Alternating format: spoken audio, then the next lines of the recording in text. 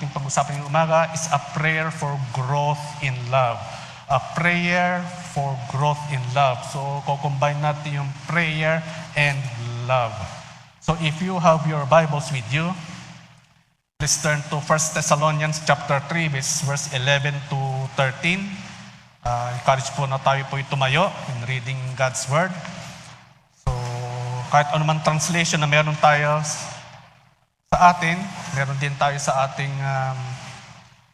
sa screen. So, sabay-sabay po nating basahin na malakas. Iba-ibang translation na tayo. So, verse 11, Now may our God and Father Himself and our Lord Jesus clear the way for us to come to you. May the Lord make your love increase and overflow for each other and for everyone else, just as ours does for you. May He strengthen your heart so that you will be blameless and holy in the presence of our God and Father when our Lord Jesus comes with us, with all His holy ones. May the Lord bless the reading of this word into our hearts this morning. Let us pray. Panginoon, kami po lumalapit sa inyo sa umagang ito. We ask, Lord, your anointing of your Holy Spirit to move in the midst of each and one of us, Lord. We ask, we invite your presence, Panginoon, sa umagang ito, Lord. Pangunahan niyo po kami, and let this message, Panginoon, Lord, mag-manifest po sa aming buhay. Bless your servant, Lord, as I speak your word. In Jesus' name, Amen. Amen. So, makaupo na po tayo.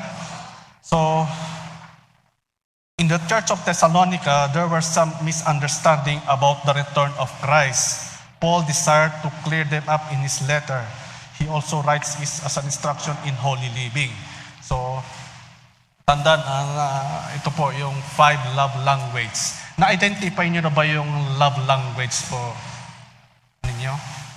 Natin? Last time, pinag-aralan po natin yan dito sa church. Mahalaga na meron tayong ma-identify talaga natin, lalo-lalo na sa mga mag-asawa. Kung kayo po ay partner, ay po yung love language yan, physical touch, words of affirmation, acts of service, giving gifts, and quality time. Minsan, hindi lang isa. Minsan, 2 o 3. Kung lahat po yan, love language, hindi maganda.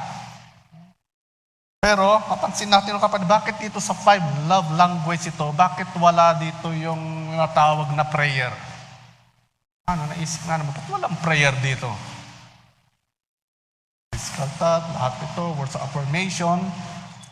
Well, sabi ni William Law, prayer cultivates and characterizes love. Many relationships have benefited from what one writer has called the 5 love languages. Unfortunately, prayer is not one of these love languages. Yet, there is no greater way to love a person than to pray for that person. Yun nga po natin. So, paano mo ipagpe-pray ang isang tao kung wala kang love? Kaya talagang partner yan, love and pray. Minsan mahirap mag-pray. We pray for the sake of pray. Pero kung nandoon yung love, nandoon po yung eagerness talagang feelings of that showing love. So, it is a benediction that speaks multi-directionally. Sabi ni Apostol Pablo, his words were addressed to his readers and his prayers were addressed to the Lord. This benediction teaches that love prays. It may do other things, but most essentially, love prays. So how does love pray? One is love prays confidently. Mga kapatid, are we confident in our prayer? When we pray, nandun po ba yung dumarating pa sa atin yung tawag ng excitement?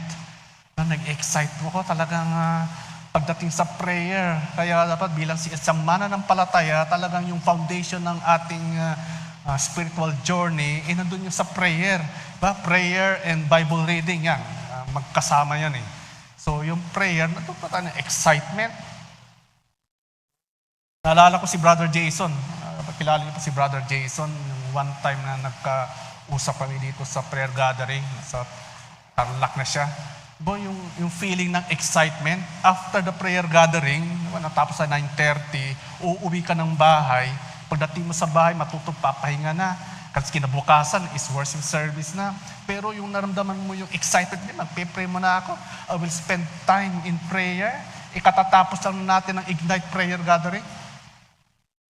Pray, diba, nandoon? Na-excite ba tayo sa ating prayer, mga kapatid? O minsan, do we feel naboboring tayo? Ako, minsan sabi ko, I confess, Lord, minsan ganun din ako eh.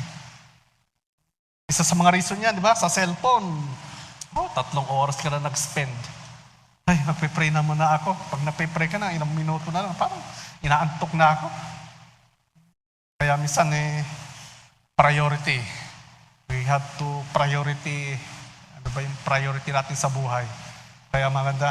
Sabi ko dito sa, when love confidently, praise confident, dapat nandun yung confidence natin. The divine guidance. Paul prays that God the Father and Jesus will clear the way or direct His paths, asking to overcome obstacles to return and encouragement the Thessalonian church.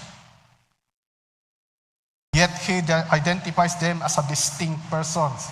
Paul makes this statement about the Trinity to express his confidence that God hears and answers prayers. Why should we pray confidently? Number 1 is love, the fatherhood of God. When we pray sa ating Father, God the Father in heaven, in Psalms chapter 96 verse 7 to 9, sabi po dito, ascribe to the Lord all you families of nations. Ascribe to the Lord glory and strength. Ascribe to the Lord the glory due His name. Bring an offering and come into His courts. Worship the Lord in the splendor of His holiness. Tremble before Him all the earth. Napakaganda ng adoration. Ascribe to the Lord. Talagang ang Diyos Ama sa langit, talagang we have to give honor. So what the word ascribe means, ano ibig sabihin ng ascribe means to acknowledge. We acknowledge God before anything else. Ascribe means recognize. And another is ascribe means to attribute. All prayers is addressed to God. Lahat ng sa buong universe, pati natin ang buong universe, napakalaki ng buong universe. Nandoon yung earth, napakalit yung earth na yan, at yung earth lang yung na pwedeng mag-inhabit ang tao, na merong oxygen na pwede tayong mabuhay. Pero sa laki-laki ng at ba tayo maisa? Tapos tayo, mga tao, iisipin nyo na.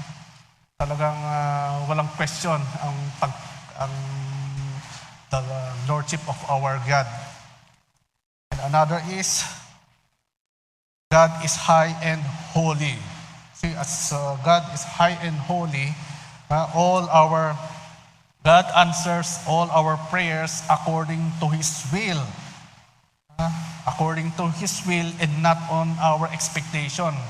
Kaya minsan as we give our pray to the Lord, we praise His name, we glorify the name of the Lord, lahat yan is according to His will. Sovereign po yun. So, pag sovereign yan, wala tayong pwedeng i-demand. According to His will, because God is high and holy above all. That is, we are weak, sinful, and unworthy. Ganyan po talaga tayo mga tao. We are weak, sinful, and unworthy. So that's why we need to surrender. Kapatid, yun po yung when we are weak. Bakit kaya create tayo ng Diyos? Nandun yung sinfulness. Bilang isang tao talaga, nandun yung human nature talagang sinful and unworthy. Next. Ayaw ko J-Mar.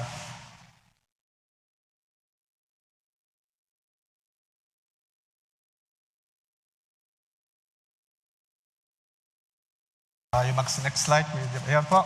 So, naalala po yung last time sa ating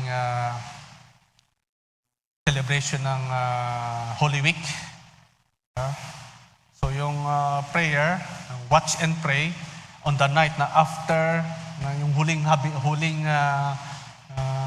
dinner ng ating Panginoong Jesucristo sa kanyang mga disipulo, na umagahan, ilang oras lang, sinama ni ating Panginoong Jesus si Pedro at saka yung dalawang anak ni Zebedee. Doon sila sa Garden of Gethsemane.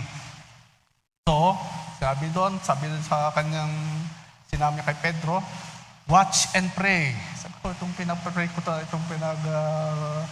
meditate ko itong watch and pray.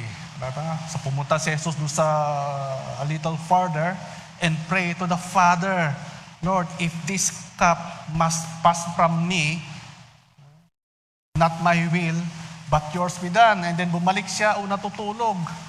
Ba't natutulog? Watch and pray. Ano ba yung sabihin ng watch? Let us be watchful. Kasi vulnerable tayo eh. Kaya sinabi sa kanila, we are weak, we are sinful, talagang vulnerable tayo sa kasalanan. Isang sa mga problema dyan, yung minsan pwede tayong makalimot, nakafocus na tayo sa mga circumstansya. Kaya sabi niya, watch, we must be watched, and pray na hindi tayo mahulog sa ganitong temptasyon. This command calls for spiritual alertness and reliance on God through prayer, rather than depending on self-strength to avoid giving in to temptations. Kapag kaya sinasabi niya sa watch and pray. Mahirap po ang Kaya, if this cup must pass from me, bakit sinasabi niya pa yung ganon? If Jesus is considered nating Diyos, Lord, and God, bakit pa kailangan pang mag-sacrifice ang ating Panginoon? Pwede naman sabihin niya, sige na nga. Tigas ng ulo niya. Patawarin ko na lang kayo lahat, sige. At hindi niya ginawa yun. Yun, gusto niya, God wants to show His love to these people. So ito, it is the picture na pray. Ako'y nagpe-pray, tignan niyo po ako. Sabi natin Panginoon si Kristo para makita niya na, kailangan natin pray. Sa prayer, we can overcome itong mga temptations. Kaya mahalaga na talagang if we surrounded ourselves, siyempre, lalo yung ating mind kasi spiritual battle yan eh. Ang daming mga pwedeng magbago ng ating yung ating mindset, diba? Ating minds can be corrupted yan eh. Pwedeng pasukan ng kung ano.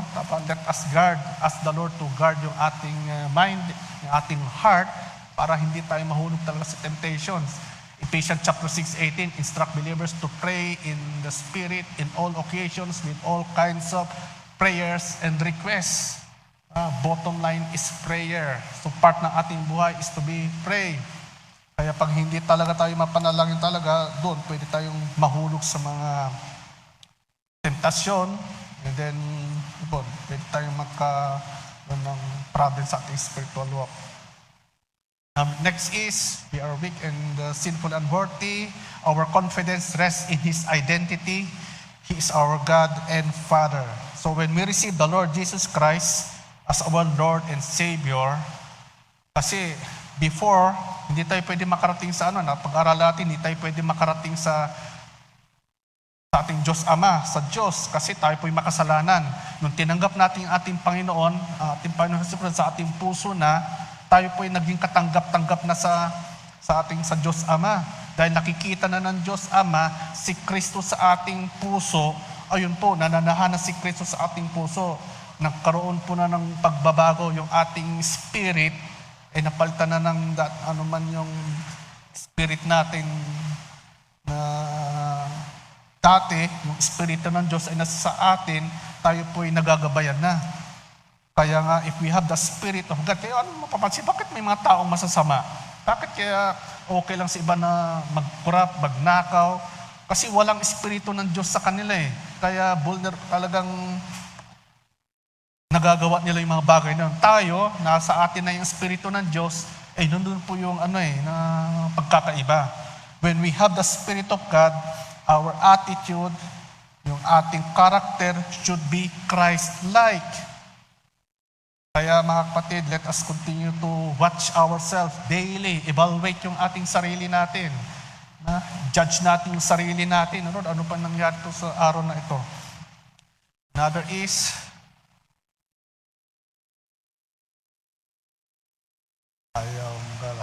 Jesus teaches us this pattern, our Father in heaven.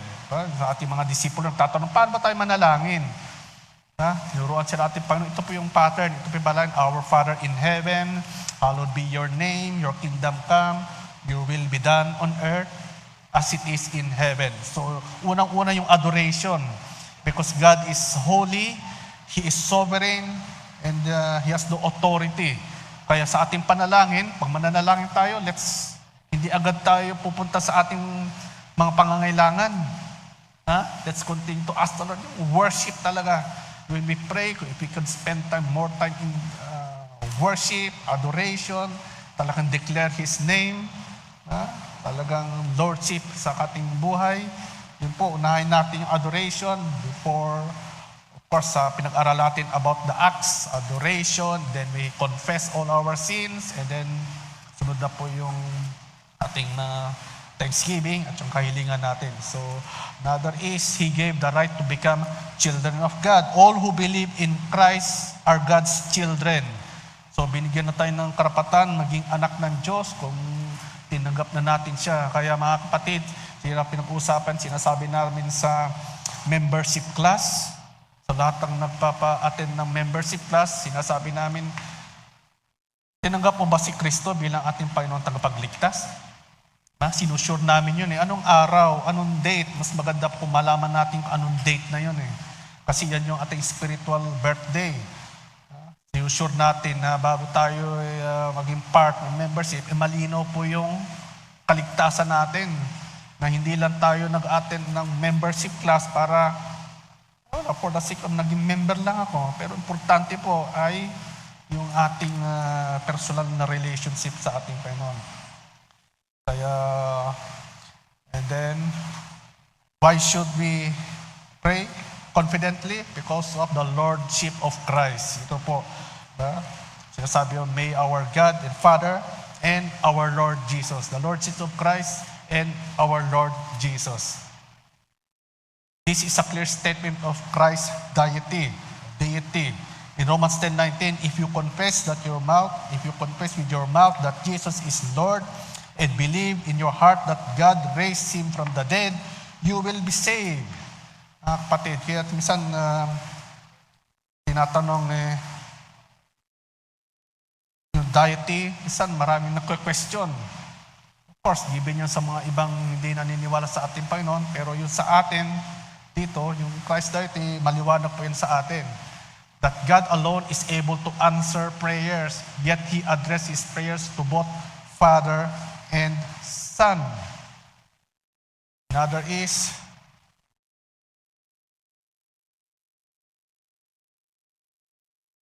Jesus is co-equal God, appropriate to pray to God and the Father and the Son. The prayer is not only to be offered in the name of Christ, but offered up to Christ Himself as our Lord and our Savior. So, kaya po, mahalaga po, ini-invite sana kayo namin na kayo maka-attend po tayo ng Bible Doctrines class. So sana po kasi sa doctrines, malalaman natin yung ating yung stand natin at ma-equip po tayo sa ating faith, to strengthen yung ating faith, and also to defend, paano natin i-defend yung faith natin. Kaya dito sa Pilipinas, sinasabi nila na we are a Christian nation. Pero mayroon po napanood sa Facebook pa yun o sa YouTube pa yun na hindi daw Christian nation ng Pilipinas. Why? Kasi kung totoong Christian nation, totoong Kristiyano, dapat naniniwala tayo sa ating Panginoong Hesus. Namumuhay tayo bilang isang totoong Christian. Christian lifestyle natin, ba't nagre-reflect sa atin? Pero bakit kaya maraming corrupt? Maraming pagnanakaw? Okay lang, daming krimen. Akala ko Christian nation kayo.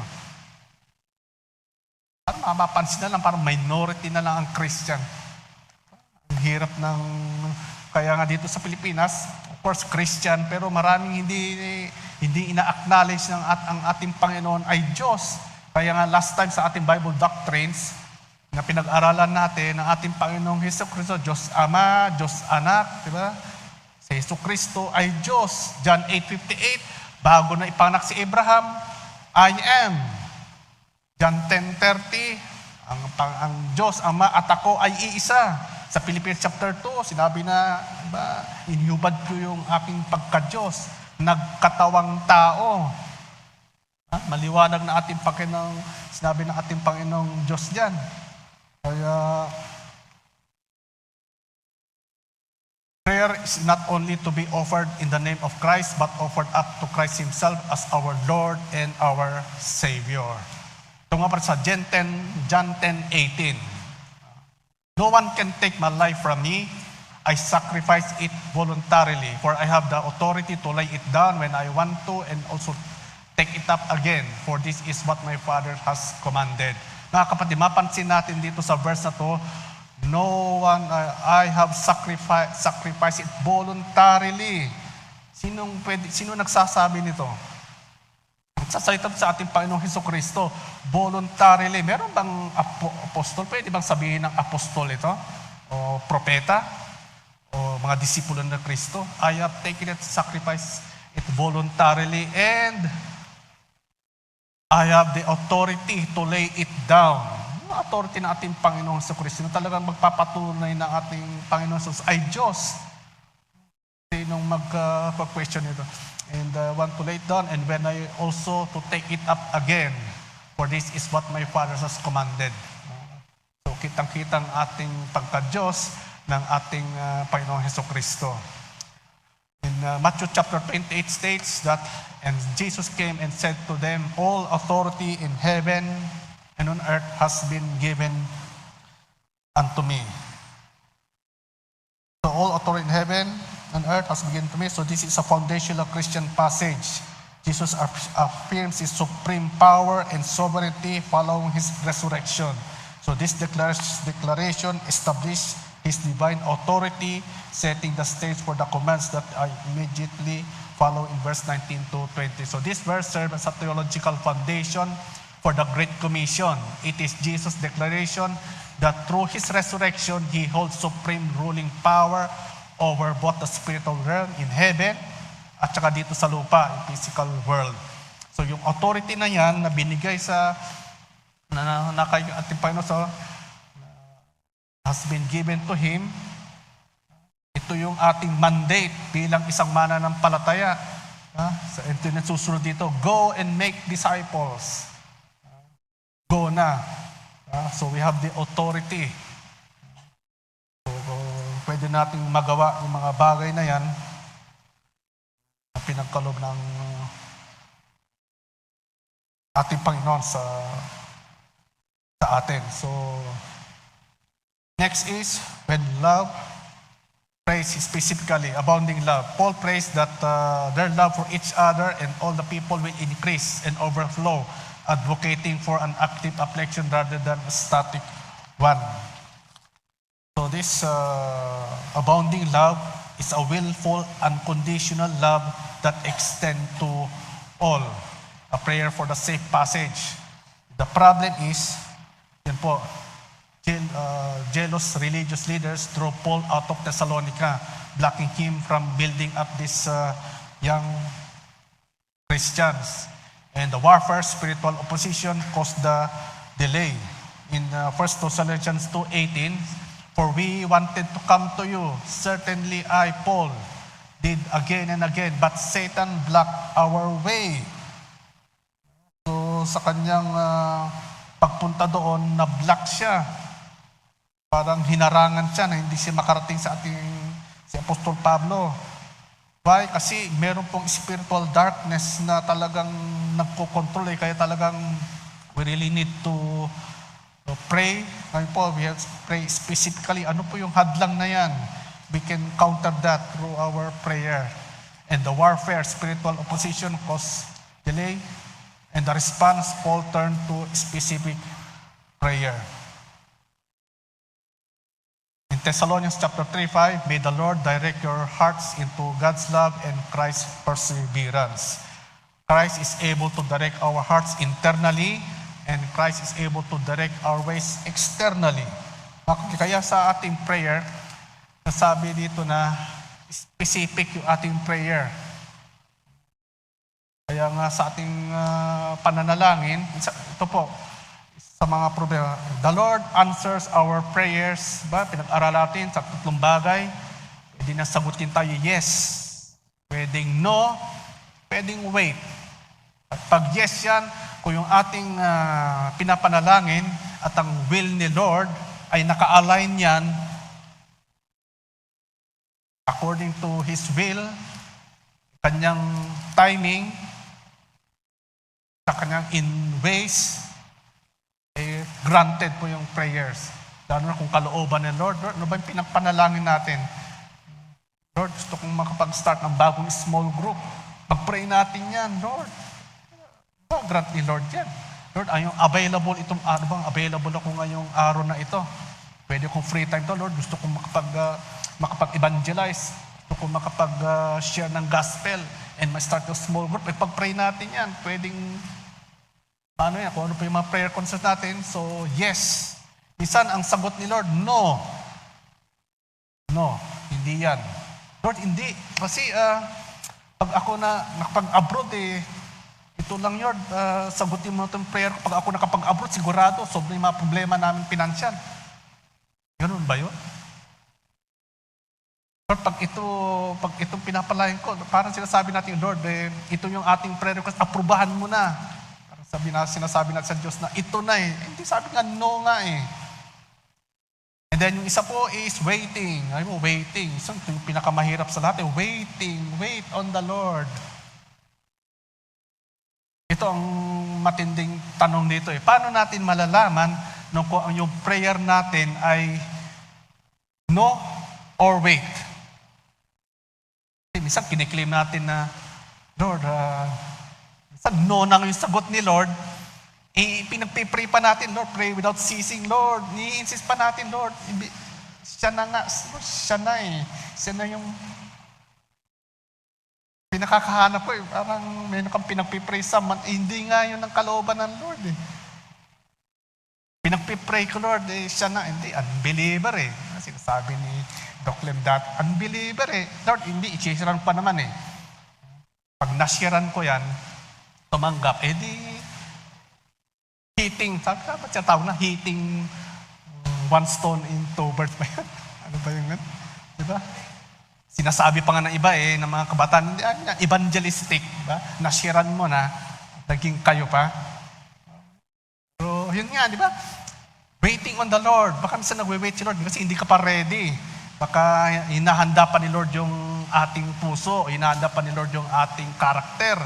Kasi baka pa binigay ni Lord yan, hindi ka pa ready, pwede tayong magka-problema. So, kaya nga dito papasok yung discernment. Lord, ano bang kalooban mo? Sinasabi natin, Panginoon, not my will, Lord, but yours be done. Pwede ba nagsabihin, Lord, kung ano bang kalooban? Wait. Kaya mahalaga na tayong we spend more time in our prayer, doon po papasok yung mga discernment Nakakausap natin ating Panginoon. When we pray specifically, lahat po yan. Let's commit to the Lord. Commit to your work to the Lord and your plans will establish. Commit to the Lord whatever you do and your plans will succeed. Another is a prayer for spiritual growth. Verse 12 records the second request, and may the Lord make you increase and bound in love for one another and for all as we do. In reality, even a complete willing heart cannot produce supernatural growing love without daily divine help. Kaya mahalaga mga kapatid na let's deepen yung ating relationship. Kaya sa ating prayer, sa ating devotion, sa ating mga quiet time sa Panginoon, let's continue to deepen yung ating relationship, lalo pa lumalim yung ating pagkakilanlan. spending more time in prayer kahit na isang oras. Kaya Lord, hindi bali nang hindi na ako mag-breakfast, basta ako ay makapag-pray. Hindi bali na akong malate sa school, sa office. Basta yung aking devotion, yung aking conference kay Lord, matupad, maganap. Na parang hindi tayo mabubuhay nang hindi tayo nag-pray sa isang araw. Ganun ba tayo, Kaya pisang-pisang, pag nasanay tayo hindi nakapag-pray, naulit yan, ako doon papasok yung mga problema. Kaya wag nating hayaan na maging okay lang na hindi tayo mag-pray. Ako, talagang totoo, pag hindi tayo nag-pray, talagang vulnerable tayo sa kasalanan. Vulnerable tayo sa mga temptation. Let's continue to deepen yung ating relationship with our Lord Jesus Christ.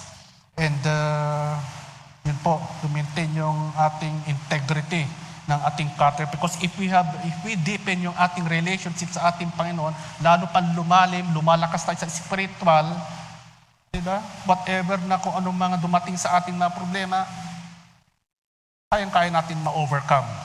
Yan ang ginagawa ng ating Panginoon Jesucristo nandito pa noon During buong araw, mission, pagdating ng gabi, late na, kinaumagahan, pray.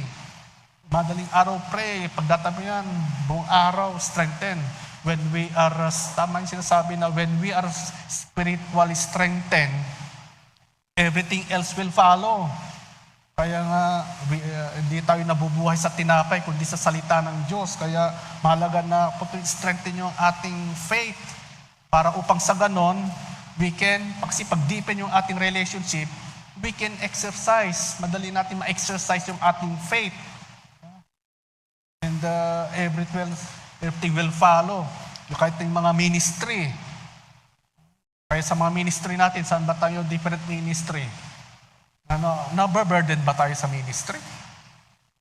Pag naramdam natin nababurden yung ating ministry, kung ano pa yung ministry pa yan na ginagawa natin, baka may problema sa ating prayer life, sa ating intimate yung relations natin sa ating Panginoon na dapat nating gwardiyahan.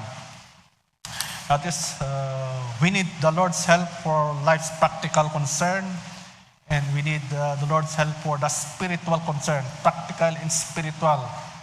So, magkasamang pinagpanalangin natin. Paul asked the Lord to make the saints more loving. It is a prayer for spiritual growth. Kaya mga kapatid, ito po sa 1 Corinthians 3:13, and now these three remain. Faith, hope, and love, but the greatest of these is love. Kaya sabi ni si W. Twain, love can be known only by the actions it prompts. How does the Lord pray? Next is love prays expectantly. Expectantly, holiness and stability. The goal is for the strengthened heart with practical, internal holiness and not just legalism, leading to being blameless before God, particularly regarding the future. Verse 13 says, so that He may establish your heart blameless in holiness before our God and Father. So establish means to fix, settle, and strengthen. Mga kapatid kasi dito po yung problema, nakakaroon tayo ng spiritual battle.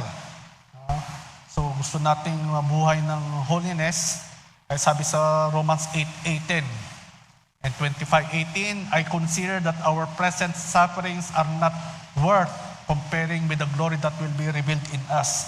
Kaya nga dito sa mundo, nakakaroon tayo ng suffering, normal po talaga yun na merong suffering, pero wag tayong bibigay, o wag na tayong wag nating ipagpalit. Nakahintay po yung kung ano yung i-reveal sa atin ng Panginoon. Pagdating ng ating Panginoon, kukunin tayo, we will be with the Lord forever. Yun yung ating, we look forward to that. Yung pinanghawakan natin yan. Kaya itong suffering na to, baliwala na lang ito Pero minsan talagang reality, mahirap. May pinagdadaanan tayo, bawat isa po sa atin, meron tayong mga pinagdadaanan sa buhay. May mga issue tayo sa buhay. Meron tayong mga iba-iba po tayo niyan Iba-iba yung mga struggles, kung ano po yung mga estado na ating buhay. Pero wag natin kalimutan na Yun, meron tayong Diyos sa langit. Darating ang panahon, we are passing through lang dito sa mundo. Hindi ito yung final nating destination.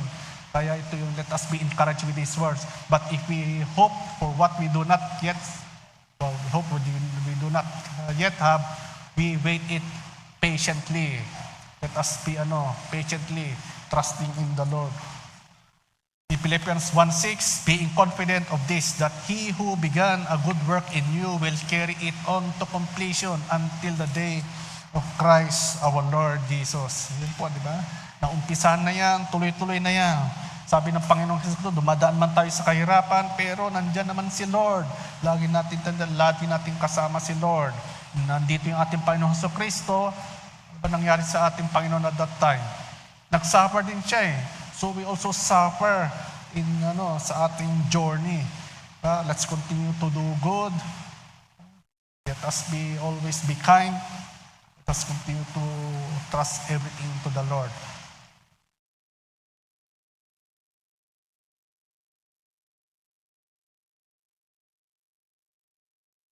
What we hope for, what we don't get, we wait it patiently. Yun po. Let's remain patient in everything, kung ano ba naman dumating sa ating buhay. And, our hearts refers to the center of personhood, the mind, will, and emotion. True transformation happens from the inside out, so our inner being must be stabilized. Blameless is how we live before others. Holiness is how we live before the Lord. Kaya po maganda po na let us promote yung ating personal holiness. Kung saan man tayo bilang isang manampalataya, di ba? Personal holiness sa atin. It guards our hearts, our character, our minds. Personal holiness na hindi natin ipagpapalit kung ano yung mga tanggap natin sa ating Panginoon sa mga kaparusahan na consequence ng maaaring consequence ng nagawa natin, mga kasalanan. So, promote personal holiness sa ating spiritual. Sa second, the coming of the Lord Jesus, His first coming, He came in humility to seek and to save save the lost. Yung ating dumating, ang ating Panginoong Jesus sa mundo, ito yung kanyang ginawa. Iligtas po tayo sa kasalanan. So, magkaroon po ng humility and nag-humble ang ating Panginoon, nagkatawang tao upang tayo ay iligtas. And second, His second coming, how we live our lives, devotions before the Lord. So,